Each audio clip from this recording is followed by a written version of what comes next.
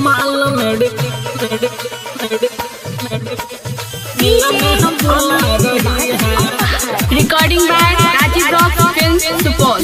रोज हमको यार ठुकराते थे, कितने लड़के को उल्लू बनाते थे।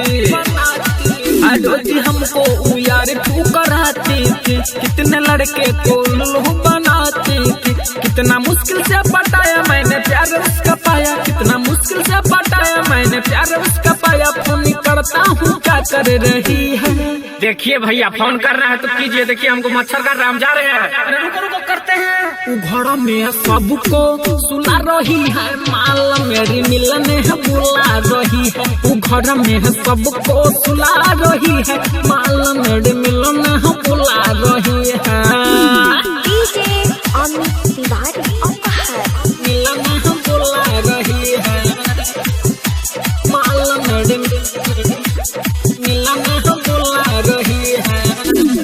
मम्मी उसकी सोई नहीं है, इसलिए घबराती है। उसको खाना खिला के मेरी बाबू सीढ़ियाना धराती है, सीढ़ियाना धराती है। मम्मी उसकी सोई नहीं है, इसलिए घबराती है। उसको खाना खिला के मेरी जान सीढ़ियाना धराती है। बॉडी याद आ रही है, जाने क्या वो खा रही है। बॉडी याद आ रही है, जाने क्या वो खा रही है। बाबू पंखा डुला रही है। उसकी मम्मी क्या खा रही है भैया, थोड़ा हमको भी बताइएगा। अरे पूछते हैं काहे धड़फड़ाता है। उ घर में सबको सुला रही है, माल मेरी मिलन है बुला रही है। उ घर में सबको सुला रही है, माल मेरी मिलन है बुला रही है।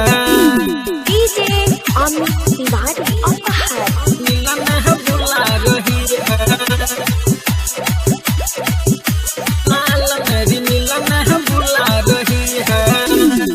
प्रेमी परमानंद ने उसको बना लिया लभार है। कि किसे बिकता है दिन और राती, किसी का ना डर है, किसी का ना डर है। प्रेमी परमानंद ने उसको बना लिया लभार है। कि किसे बिकता है दिन और राती, किसी का ना डर है। कहे सुनीला सुहाना बन गया हूँ दीवाना, कहे सुनीला सुहाना बन गया हूँ दीवाना। अब तो मन को वो झूला रही है। ठीक है भैया बच के रहिएगा। अरे रुको यार, लास्ट बार ट्राई कर रहे हैं। उ घर में सबको सुला रही है, माल मेरी मिलन है बुला रही है। उ घर में सबको सुला रही है, माल मेरी मिलन है बुला रही है। Recording by Rajiv rock films Supaul.